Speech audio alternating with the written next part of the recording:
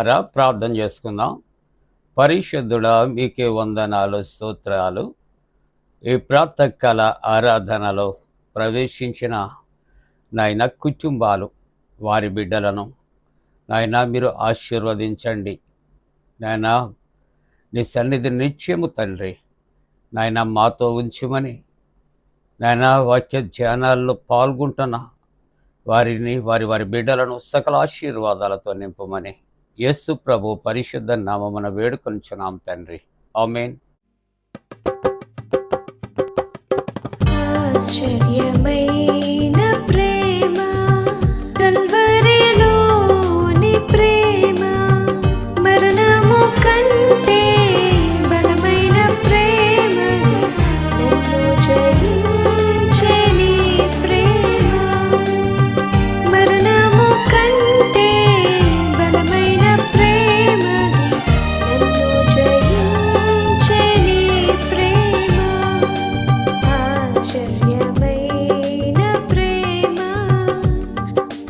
పరమును వీడిన ప్రేమ, ధరలో పాపిని వెదకిన ప్రేమ, పరమును వీడిన ప్రేమ, ధరలో పాపిని వెదకిన ప్రేమ, నన్ను కరుణించి ఆదరించి సేదదీచి నిత్య జీవమిచ్చే, నన్ను కరుణించి ఆదరించి సేదదీచి నిత్య జీవమిచ్చే. ఆశ్చర్యమైన ప్రేమ, పావన యేసుని ప్రేమ, సిలువలో పాపిని మోసిన ప్రేమ,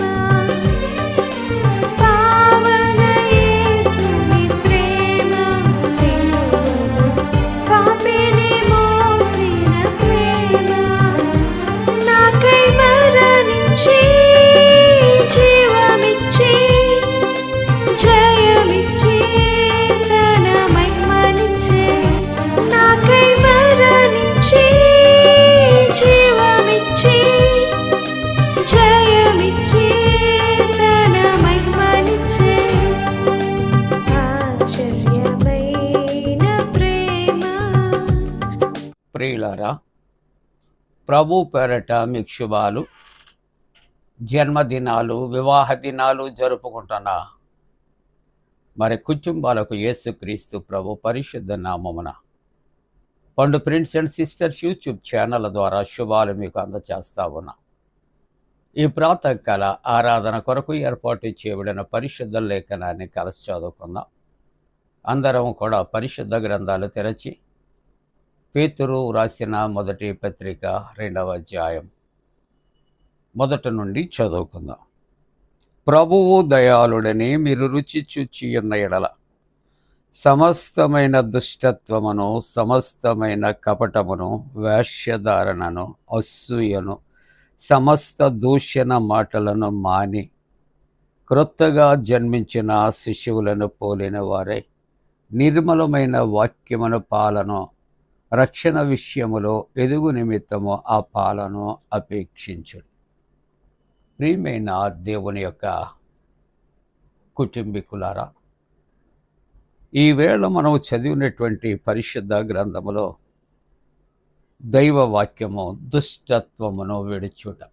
చెప్పండి, దుష్టత్వమును విడిచుట. ఈ దుష్టత్వమును ఎందుకు విడవాలి అంటే, ఈ వాక్యములో సెలవిస్తూ ఉంటుంది, మనము దేవుని యొక్క వాక్యములో సమస్తమైన దుష్టత్వమును, సమస్తమైన కపటమును, వేశ్యధారణ, అసూయ, సమస్తమైన దూషణ మాటలు మాని ఎలాగుండాలి? క్రొత్తగా జన్మించిన శిశువుల వలె ఉండటానికట ఈవేళ మన యొక్క అంశము దుష్టత్వమును మానాలి, లేకుండా విడిచిపెట్టాలి అని దేవుని యొక్క వాక్యము సెలవిస్తూ ఉంటూ ఉన్నారు. దుష్టత్వము అనేది ఎవరు కలిగి ఉంటారు? Very common point. దుష్టులు, అనగా దేవుని యొక్క వాక్యములో మనం ఆలోచన చేస్తూ ఉంటున్నప్పుడు దుష్టత్వము అనగా దుష్ట క్రియలు, చెడ్డ క్రియలు. ఈ యొక్క చెడ్డ క్రియలు చేయువారిని, దుష్ట కార్యములు చేయువారిని దుష్టులు అని చెబుతూ ఉంటారు. అందుకని పరిశుద్ధ గ్రంథములో మొదటి సంకీర్తనలో మనం మొదటి వచనాన్ని చూస్తూ ఉంటున్నప్పుడు దుష్టుల ఆలోచన చెప్పున నీవు నడువవద్దు. ఎందుకు అంటే ఒకటి వారు దుష్టులు, వారి ఉద్దేశ్యాలు దుష్ట ఉద్దేశ్యాలు, వారి కార్యాలు దుష్ట క్రియలు, వారు దుష్టులతో సహవాసం చేస్తారు. కాబట్టి మొదటి మాట నీవు ఏం చేయాలంటే దుష్టుల ఆలోచన చెప్పున నీవు నడవవద్దు. ఎందుకు అని ఆలోచన చేస్తే వారి జీవితాలు స్థిరమైనవి కాదు. మొదటి సంకీర్తన 4వ వచనంలో దేవుని వాక్యం అంటుంది, ఆ దుష్టులు ఎలాగ ఉంటారు అని ఆలోచన చేస్తూ ఉన్నప్పుడు వారు గాలికి చెదరగొట్టు పొట్టి వలె ఉంటారు, స్థిరత్వము లేనటువంటి వారు. కాబట్టి వాళ్ళతో నువ్వెందుకు సహవాసం చేస్తావు? వాళ్ళతో నువ్వెందుకు నడుస్తావు అంటే వాకింగ్ అనేది కాదు. ఎందుకు వాళ్ళను అనుసరిస్తావు? ఎందుకు వాళ్ళని వెంబడిస్తావు? ఎందుకు వాళ్ళతో నీవు జీవిస్తావు? ఎందుకు వారితో నువ్వు సహజీవనం సాగిస్తావు? వాళ్ళు మంచివారు కాదే. పెద్దలు సామెత చెప్తారు, 6 మాసాలు సహవాసం చేస్తే వారు వీరు వారైపోతారట. కాబట్టి వాడి దుష్ట బుద్ధులు మనకి అంతకుండా ఉండాలంటే వాడితో నడవవద్దు, వాడిలా జీవించొద్దు. వారు ఎలాగున్నారంటే వారి జీవితాలు స్థిరమైనవి కాదు, గాలికి చెదరగొట్టు పొట్టు వలె ఉంటారు. అంత మట్టుకే కాదు, మొదటి సంకీర్తన 6వ వచనములో దుష్టుల మార్గం ఎటువంటిది? నాశనమునకు నడుపుతుంది. అవునండి, మరి దుష్టుల మార్గము నాశనమునకు నడుపుతుందని తెలిసి వారితో నువ్వు ఎందుకు నడుస్తావు? ఎందుకు జీవిస్తావు? వారి గాలికి చెదరగొట్టు పొట్టు వలె ఉన్నారు, వారి జీవితాలు స్థిరము కాదని వాళ్ళతో నువ్వు ఎందుకు నడుస్తావు? అందుకనే దేవుని యొక్క వాక్యము అంటుంది, దుష్టుల మార్గము నాశనమునకు నడుపును. యోబు గ్రంథములో 28వ అధ్యాయములో 28వ వచనములో చూస్తే దుష్టత్వము విడిచుట వివేకము.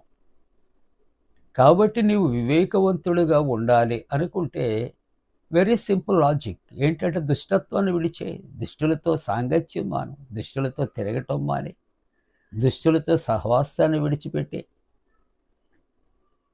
కాబట్టి వీళ్ళ వాక్యం అంటుంది, నువ్వు దుష్టత్వాన్ని విడిచిపెట్టు. ప్రియమైన దేవుని బిడ్డలారా, నీ స్నేహితుడు ఎవరో చెబితే నీవు ఎటువంటి వాడో చెప్తానన్నాడట ఒక వ్యక్తి. ఎందుకంటే మన సహవాసం ఎవరితో చేస్తున్నామో ఆ వ్యక్తి యొక్క జీవితాన్ని చూస్తూ ఉంటున్నాడు. మనము కూడా అటువంటి వారమే. వాళ్ళు చెడ్డవారా, మనం చెడ్డవారు, వాళ్ళు మంచివారా, మనం మంచివారు అని లెక్కేస్తుంది లాకు. కాబట్టి దుష్టత్వాన్ని నువ్వు విడిచిపెట్టు. కొత్తగా జన్మించిన శిష్యువులే ఉండాలి అంటే దుష్టత్వాన్ని నువ్వు విడిచిపెట్టి వీళ్ళ వాక్యం. దేవుని యొక్క వాక్యం ఎందుకు దుష్టత్వం అనగా దుష్టుడు అనే మాట మనం జ్ఞాపకం చేసుకుంటూ దుష్టుని నుండి అనే మాట పుట్నోట్లో చెప్పబడుతూ ఉన్నది. సామెతల గ్రంథములో 8వ అధ్యాయంలో 7వ వచనంలో దుష్టత్వము నా పెదవులకు అసహ్యము.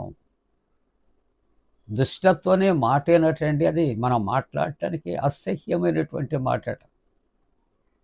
దుష్టుల సాంగత్యమే అసహ్యమట, దుష్ట క్రియలే అసహ్యమైనవట, జుగుప్సాకరమైనటువంటివట.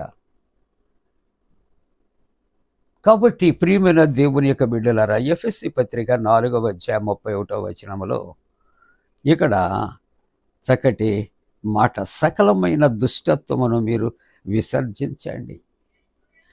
దుష్టునికి ఇన్ని మైనస్ పాయింట్లో ఉన్నాయి.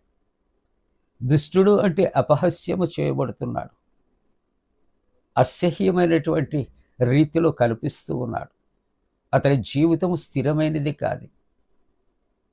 కాబట్టి దేవుని యొక్క వాక్యం అంటుంది ఇక్కడ, సకలమైన దుష్టత్వమును మీరు విసర్జించాలి, సకలమైన దుష్టత్వాన్ని మీరు విడిచిపెట్టాలి. ముగింపుగా మనము చూస్తూ ఉంటూ ఉన్నప్పుడు ఇక్కడ యాకోబు పత్రిక 1వ అధ్యాయం 21వ వచనములో దైవవాక్యం అంటుంది, దుష్టుడు విర్రవీగుతూ ఉంటాడు, గర్విస్తూ ఉంటాడు, హెచ్చించుకుంటూ ఉంటాడు, చెడ్డ మాటలు పలుకుతూ ఉంటాడు, చెడ్డ క్రియలు చేస్తూ ఉంటాడు.